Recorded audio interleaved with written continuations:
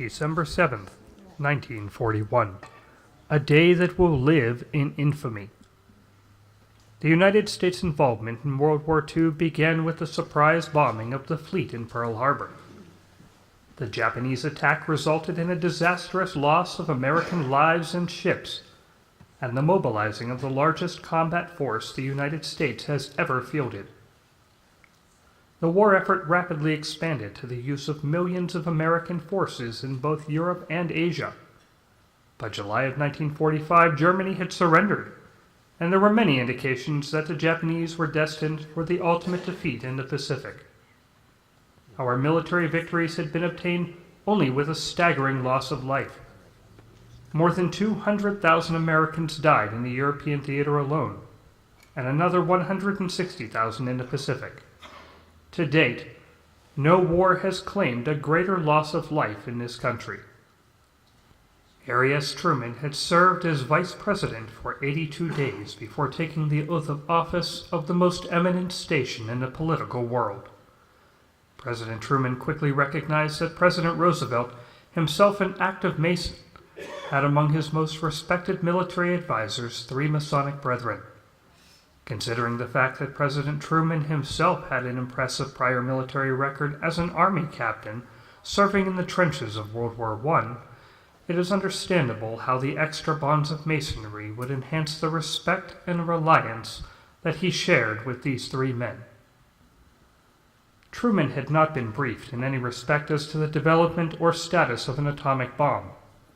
He had no idea that the top-secret Japanese code, which had been described as magic, had been broken by our covert operatives.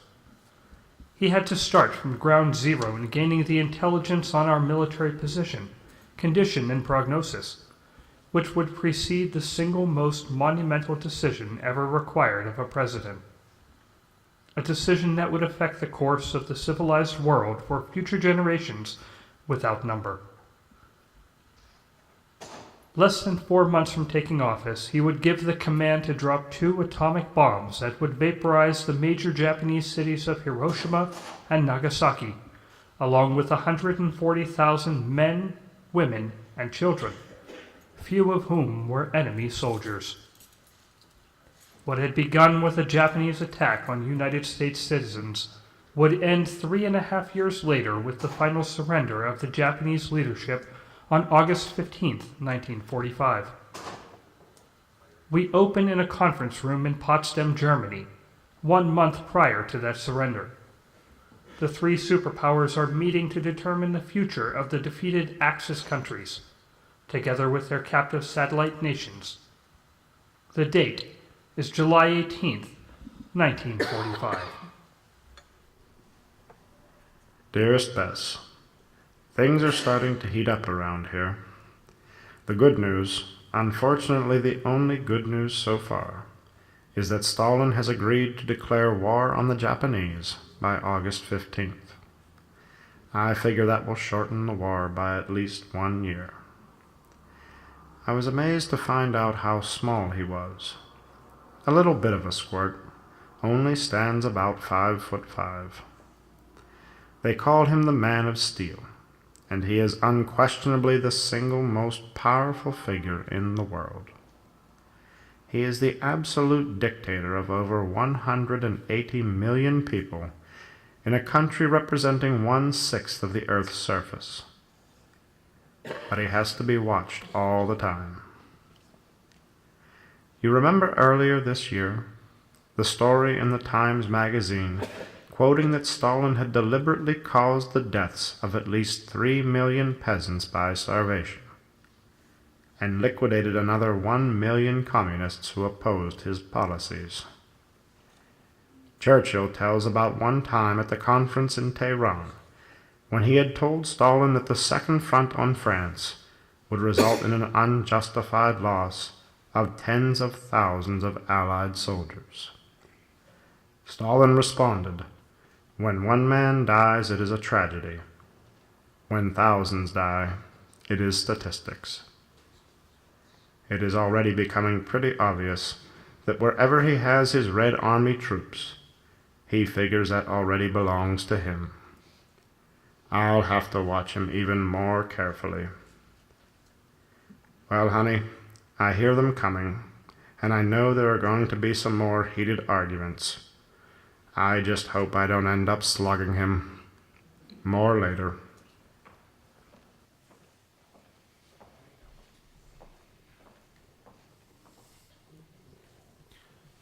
I should like to know if Mr. Churchill is going to share with us the German fleet. The winds of war blow ill. Either the fleet is shared or the fleet is destroyed. Let us divide it. If you wish, you may sink your share. All right, we'll divide the ships 3 ways, but it will only happen after the surrender of Japan. Until then, we will need every bomb and every ton of food. We especially need all the merchant ships. Once the war is over, we can divide them, but not before. Just don't let anything happen to my share of those ships. Maybe we can agree on the next subject. I want the 3 of us to renew diplomatic relations with the former German satellite nations of Romania, Bavaria, and Hungary. Of course you would. You occupy all 3, and we will not recognize those governments until they are set up on a free election basis. The same way with Poland. You cannot arbitrarily dictate how things are to be. There will be no progress on reparations or other matters concerning Germany until this is understood. We cannot stand by and let Poland seize this territory now and take it out of the peace settlement. Are we supposed to maintain occupied zones until the peace? Or are we going to give Germany away piecemeal?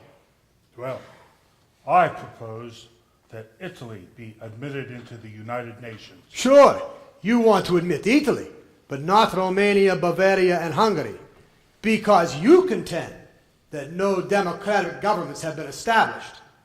You are both aware that no democratic election has taken place in Italy either. So why this benevolent attitude toward Italy? That is simple enough. Everyone has free access to Italy, but none of us have access to your Balkan countries. Everyone agreed at Yalta that the satellite governments would be reorganized along democratic lines. If a government is not fascist, it is democratic. Italy is an open society with a free press. Diplomats can come and go as they please.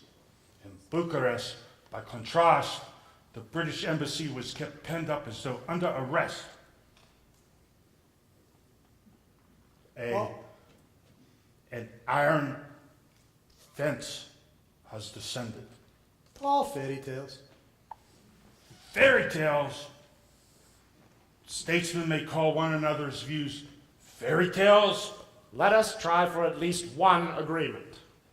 I propose that we internationalize the world's inland waterways, including the Danube, the Rhine, and the Dardanelles rivers, as well as the Kiel, the Suez, and the Panama Canals. All nations, including Russia, will have access to all the seas of the world. I do not want to fight another war in 20 years because of a conflict on the Danube. We desire a prosperous, self-supporting continent. The peace of the world cannot be achieved through a bankrupt Europe.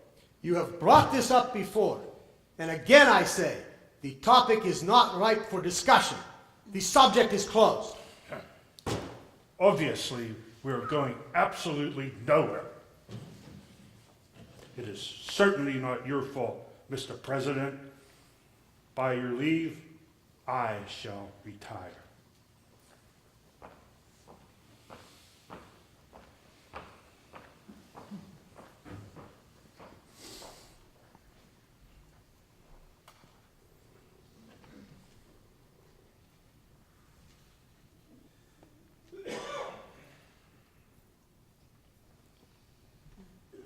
I've been meaning to tell you, Da. we have created a new weapon of unusual destructive force. I am glad to hear it. I would hope we would make good use of it against the Japanese.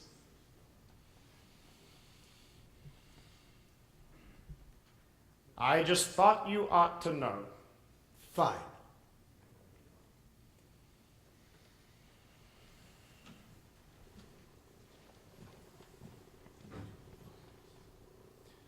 I should have acted surprised, or at least curious. What fool does not know is that I have German-born physicist at Los Alamos named Claude Fuchs. I naturalized a British citizen as my spy. If we had been able to get atomic secrets just a little bit earlier, I would have bombed today instead of them. Their vaunted democracy would last no longer than it would take to order a bomb dropped on a couple of world capitals. What a pity.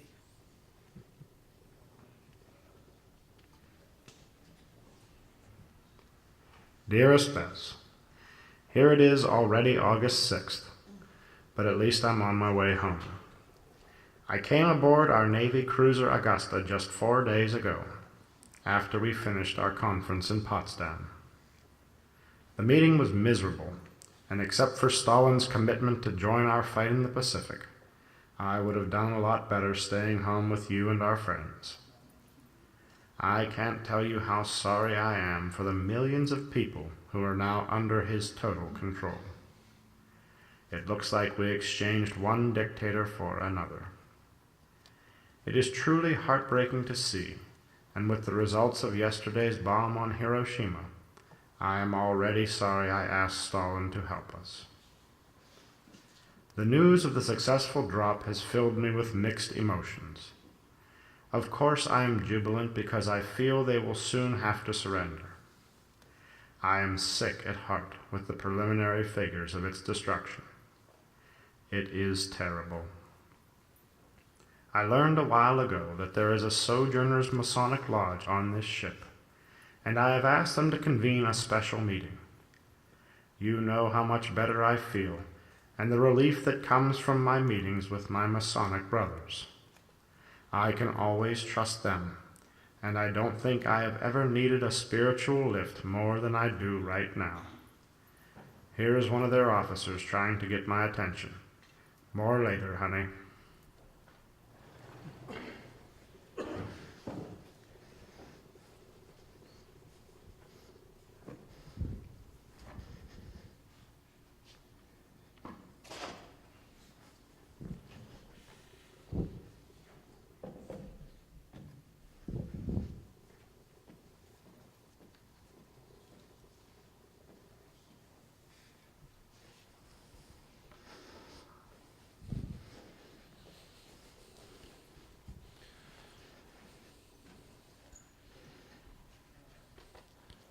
Master, how are you? Good. How are you? Mr. President? Worshipful Master? Mr. President? Mr. President, there's a seaman who claims to be a Mason and desperately wants to attend, but cannot remember the questions or answers. Bring him in. Jimmy, examine him in a way you should find sufficient. Yes, sir.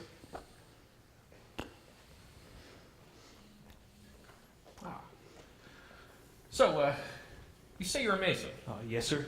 and that your father raised you. Yes, sir. I was never so proud. And tell me, can you remember any of the questions or answers? Well, sir, I can't remember much.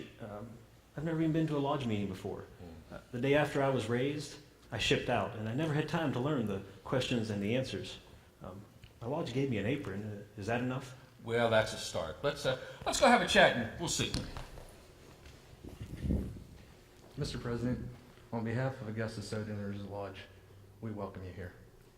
Worshipful Master, in this room it is Brother Truman. I am equally as honored to meet upon the level with my Masonic brethren. Oh, okay. Whatever you say. Most worshipful Brother Truman. I guess I can't escape that one. Well, son, I'll tell you, there's no doubt you're a Mason. As much a Mason as any man in this room. There is secretly been my belief that all the long questions and answers today was proof what the questioner knew. But I tell you, there's no way on God's green earth you couldn't be a Mason. Telling me as accurately and as detailed as you did how you were raised, I tell you, that's all anyone should have to remember to get into any lodge, anywhere in the world. Now, Remember what we talked about? Yes, The sir. signs, how to address the master, all that. Yes, sir. And we'll talk after me now. You go have a seat with your brother. Oh, thank you, sir. Absolutely. He's fine, sir.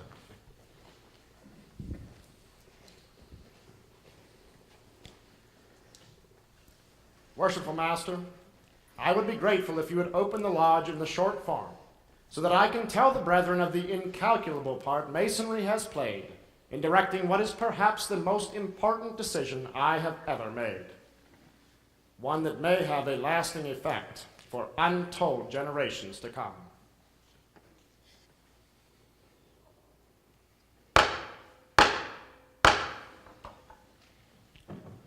Having ascertained that the lodge is duly towed and all present are Master Masons, I'm about to open Augustus Sojourner's Lodge, number 121, in short form.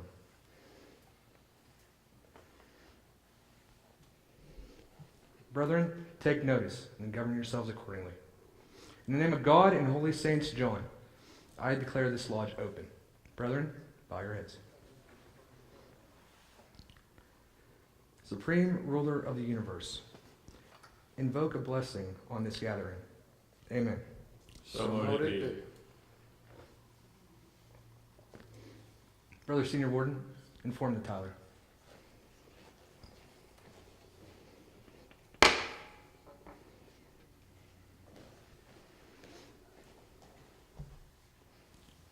It is my distinct privilege to request Most Worshipful Brother Harry S. Truman, past Grand Master of Masons of Missouri, to address our lodge.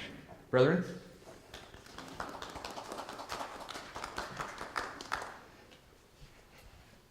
My brothers, in the last hour you have heard my announcement to the ship's company, as well as the reporters traveling with us, about the dropping of the first atomic bomb on the Japanese city of Hiroshima.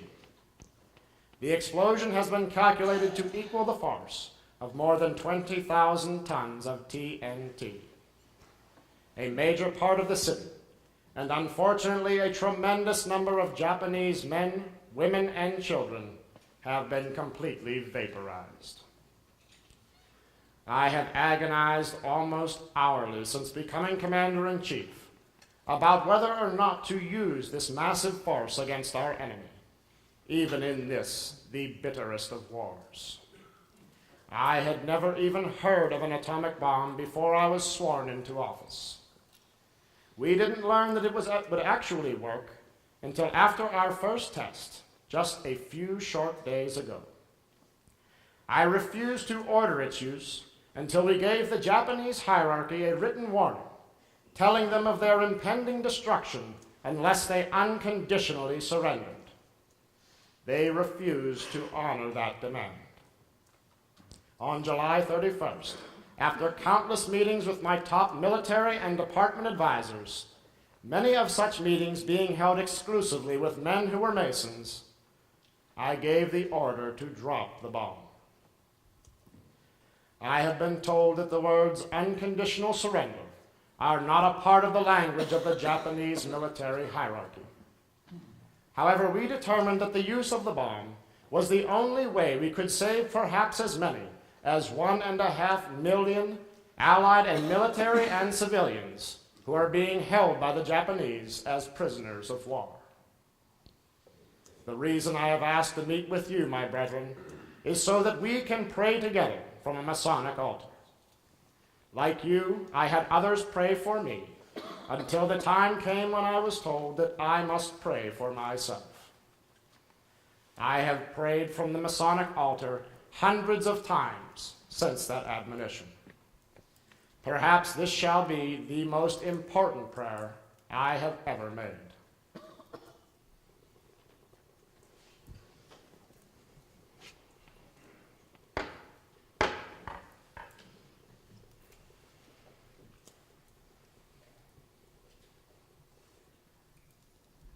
Grand Architect of the universe, who knows the hearts and minds of all his children, we implore and beseech you to use your divine ability to cause the governing hierarchy of the Japanese Empire to quickly surrender, unconditionally, so that this tremendous loss of life and human carnage can come to an end. We know that all human beings are your children, and that your will can be done. And we plead with you to use your unlimited power to answer our prayers. O Lord God, you know the countless number of times my advisors and I have been on our knees, praying for your divine guidance in making the dreaded determination, which we truly believe with all our hearts and soul will speedily bring an end to this, the most savage war in the history of man. Our Masonic lessons have taught us that no Mason should ever engage in an important undertaking without first seeking your guidance. I have done this time and time again.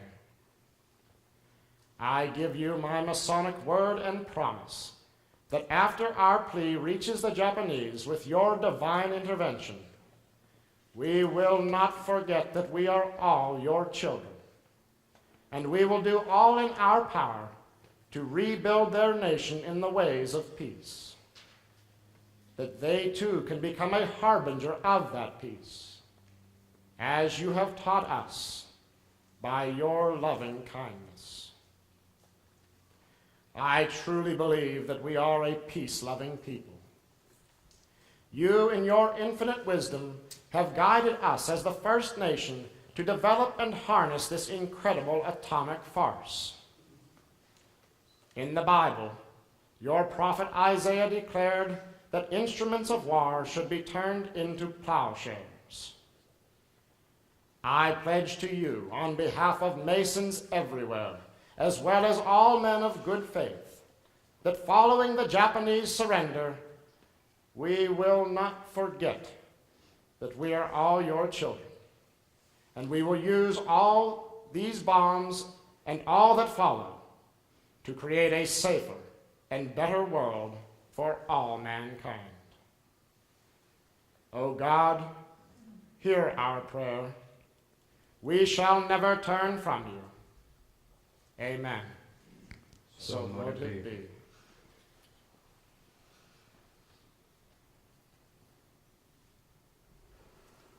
Dearest Mother, as you can tell from the radio and newspapers, these last few days have been very, very rough.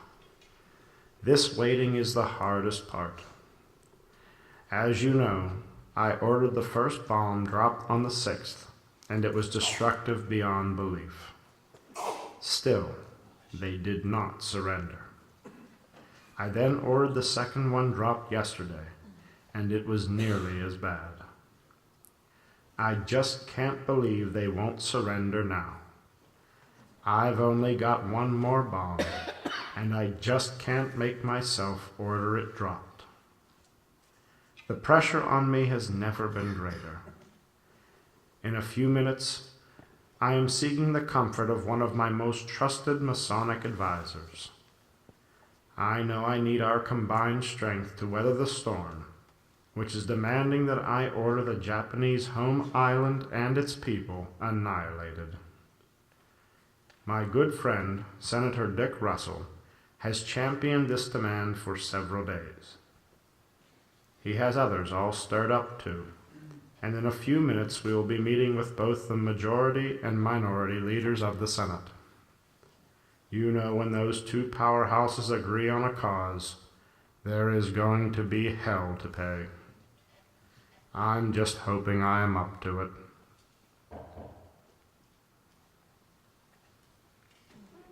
I hear them coming now. I will finish this letter after they leave.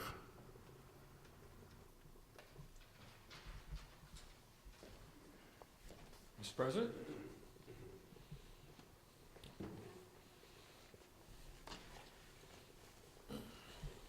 Jim, you have heard me say before, if you can't stand the heat, you ought to get out of the kitchen.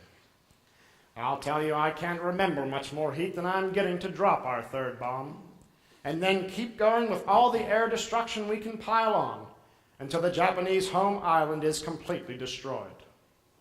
Here, read this letter I received from Senator Dick Russell. Senator Russell. let us carry the war to them until they beg us to accept unconditional surrender. The foul attack on Pearl Harbor brought us into the war, and I am unable to see any valid reason why we should be so much more considerate and lenient in dealing with Japan than with Germany. If we do not have available a sufficient number of atomic bombs with which to finish the job immediately, let us carry on with TNT and firebombs until we can produce them. This was total war as long as our enemies held all the cards. Why should we change the rule now, after the blood, treasure, and enterprise of the American people have given us the upper hand? I answered him the same day. I know that Japan is a terribly cruel and uncivilized nation in warfare, but I can't bring myself to believe that because they have been beasts, we should ourselves act in the same manner. For myself, I certainly regret the necessity of wiping out whole populations because of the pig-headedness of their leaders. And for your information, I am not going to do it unless it is absolutely necessary. It is my opinion that after the Russians enter into the war, the Japanese will very shortly fold up. My object is to save as many American lives as possible, but I also have a human feeling for the men, women, and children of Japan. Needless to say, that didn't begin to satisfy old Dick. He's got a lot of bipartisan support, and I have the dubious honor in a few moments of being on the receiving line with both leaders of the Senate. I know them both real well, and they are tough. That's why I wanted you here, to prop me up in my resolve to never, ever drop our third bomb. The tenets of our gentle craft will not allow me to even consider assuming the role of God. We know that vengeance belongs to him, and certainly not to us. Look, I was with you on the Augusta at the Sojourners meeting, and I will never forget your prayer, especially the part about turning atomic energy into a plowshare. Now, there are a lot who empathize with Senator Russell. You know that, and I know that. But I know that you have given your word as a man and a Mason, and I am equally bound by my Masonic vows. I know that you cannot drop the third bomb, and I will back you on that. Thank you, Jim. That helps me more than I can tell you. I believe they're here now. They're politicians, Jim, and I have no doubt they know of our Masonic affiliation. Still, I would like you to stay close while I go toe-to-toe with them. Knowing you're nearby to support me will make this much easier. Of course, Mr. President.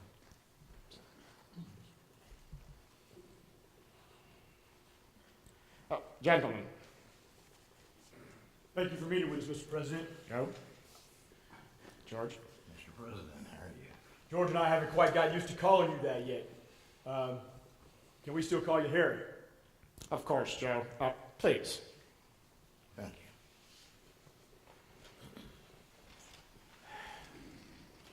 you. Well, Harry, you've been under about as much pressure as anyone could have expected you to stand up to. You've done fine so far, but it's no time for you to turn tail and run. Who's running? You are. The word is out that you're just going to sit here waiting, hoping the Japanese surrender. And we know you have a third bomb.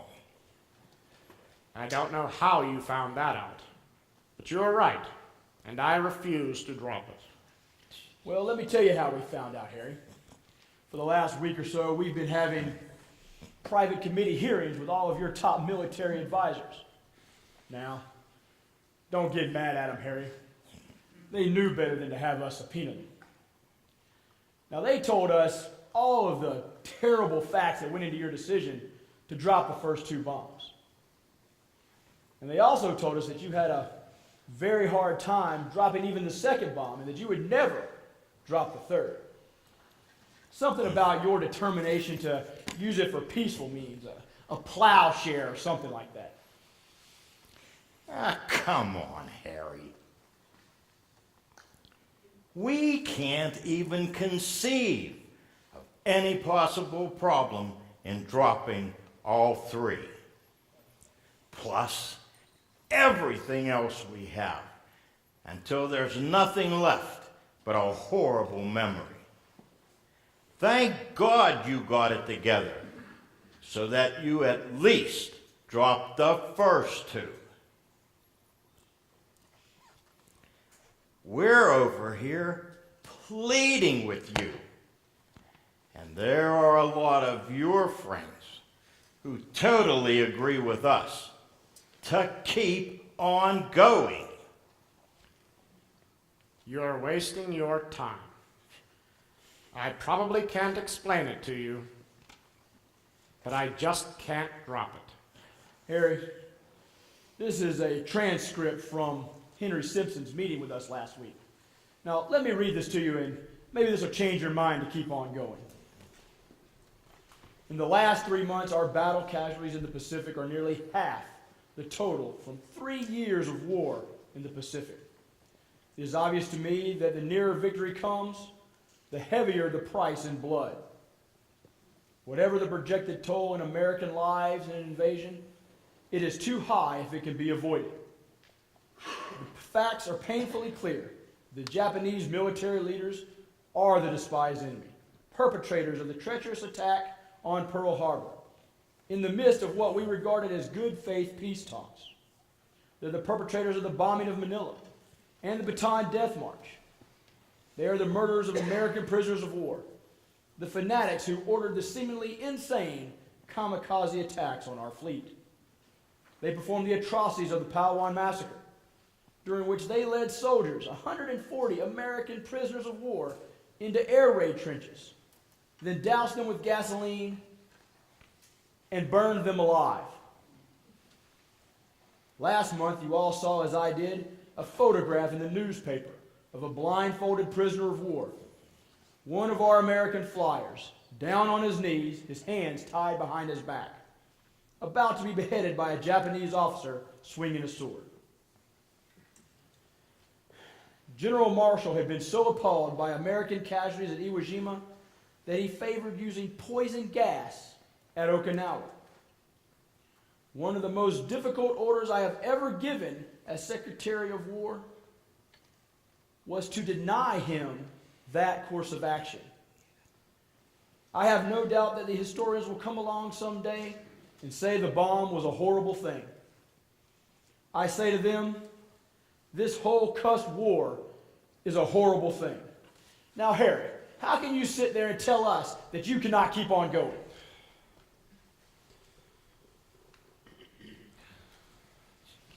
You know, we heard about your little fight with Stalin at Potsdam.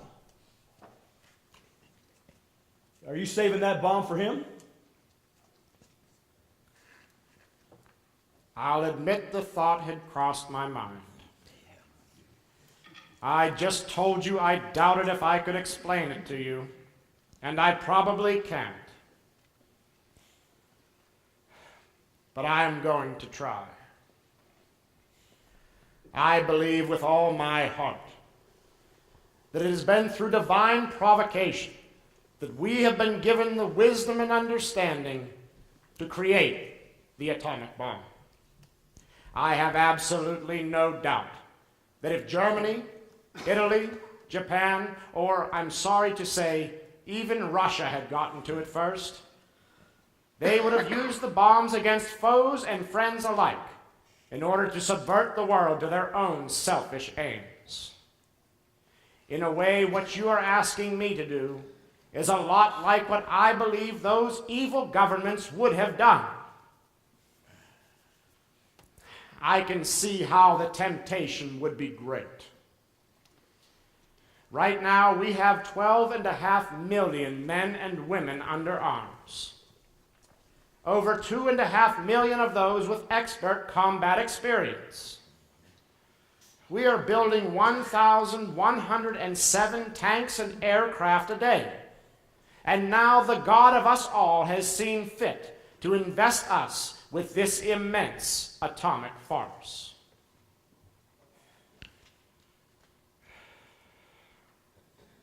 I have already made the agonizing decision to drop the first two, in the belief that they would end this terrible war.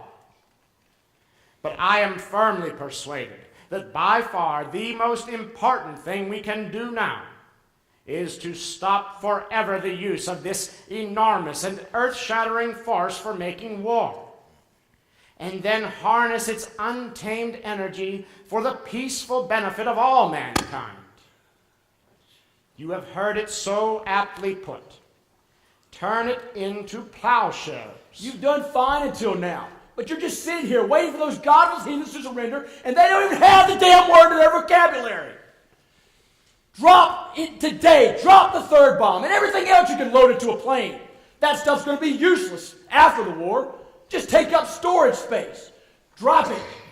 Drop it today. Hit them with everything they've got until there's nothing left for them to surrender. Why? Why?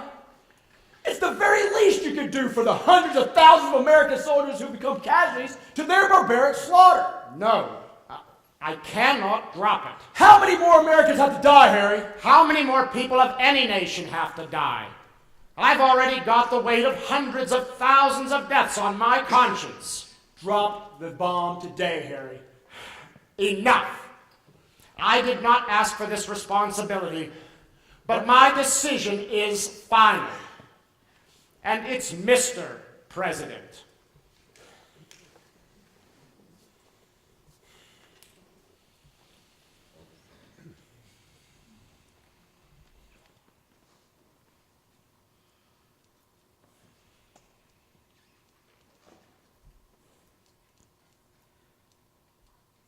The Bible tells me that I must love my enemy. I'll admit I have not been able to force myself to love those pig-headed Japanese leaders. But by the same token, I cannot blindly hate the millions of men, women, and children who are under their total dominant control. I guess I cannot expect you to fully understand where I am coming from. But as a Mason, my trust is in God. That belief compels me, no matter how hard it is, to that biblical teaching that we are, in fact, our brother's keeper.